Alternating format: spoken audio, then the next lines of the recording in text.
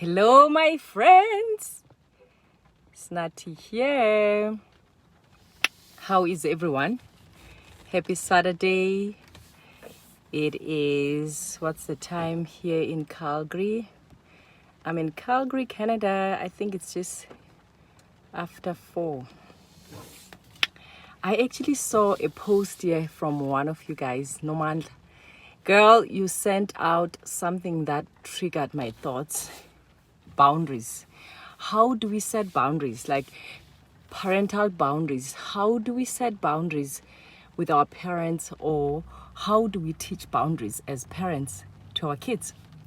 And specifically, she posted something about food when our parents or a parent here basically forces a child to eat. So when do we, there's a thin line, because you also want your child to eat and be healthy. It's your responsibility as the adult in his or her life. But when do we set that boundary of your child is full and it's okay as a parent to respect that?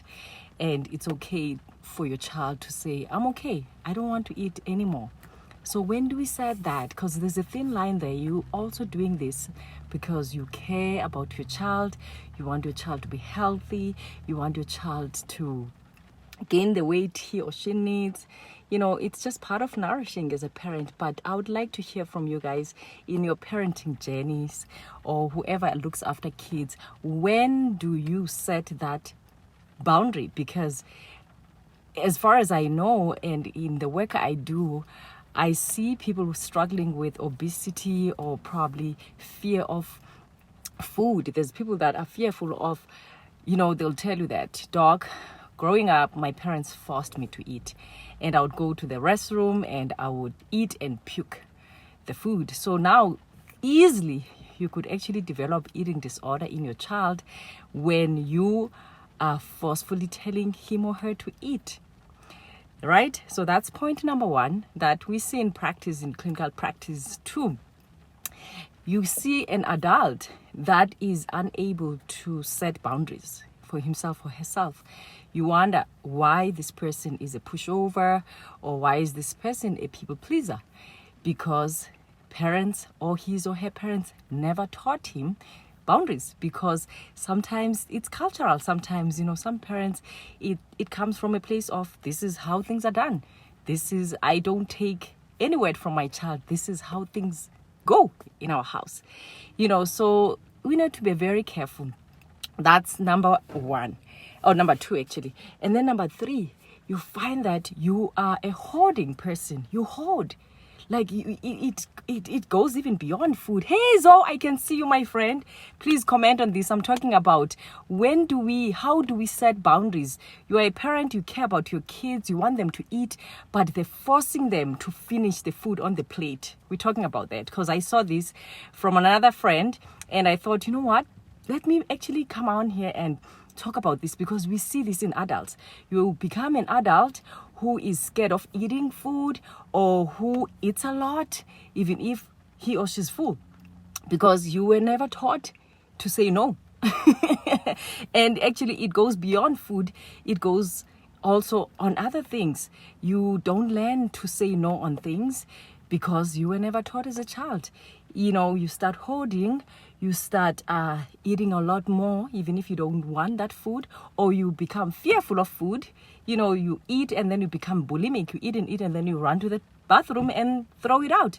So we need to be very careful as parents here. I know that we're doing this out of caring. We love our kids. We want them to eat. We want to nourish them. But how do we see it that it's okay, it's enough on the plate? So how do I do it in my own house? I basically know how much my child eats. And I have a picky eater too. My first child is a picky eater, but I have realized, and also for me strategically, we buy foods that he likes. And of course, it is aligned with the good healthy foods, right? So usually that kind of helps. It's a strategy that at least the child has chosen what he likes or what she likes. And also just, putting the food out there, and also understanding your child, how much he or she eats, rather than putting that mountain of food. because that can overwhelm, more especially for a picky eater. The child doesn't eat. So maybe learning your child's portions, you put it out there and you smile when your child goes back and gets seconds.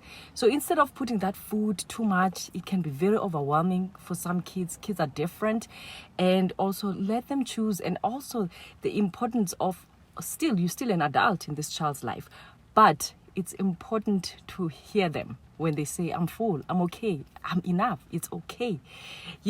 I would like to hear from you guys. Love to hear from you. How are you doing it in your own home? Because it can also be damaging. Like I said, we see it in adults. People now, they're struggling with obesity, they're struggling with eating disorders, they hoard even other things, not even food. I would like to hear from you guys. Zoe, you deal with this. You're a therapist, sis. I would like to hear from you. How do you advise your clients? How do you help parents to balance that? Because they're doing it because they love their kids. They want them to be healthy. They giving the food. But how do we balance it? When do we say it's enough on the plate? And when do we accept it when our child is full? Without saying, finish that food. I think most of us were taught like that. Hey, finish that food on that plate. So I want to hear from you guys. You tell me, do you like my t-shirt? Baby, Flawsome. I am Flawsome, you guys. I love being Flawsome because it doesn't mean I don't have flaws. But guess what? I love my flaws. I love and embrace them because that's who I am. So I'd love to see you guys, most of you carrying this. Flawsome. Love it. Happy weekend, you guys. Take care. Love you. It's raining here. Check it out. It's raining. I love rain. It's afternoon. You take care, you guys. Tell me how you're doing it in your parenting. Love you.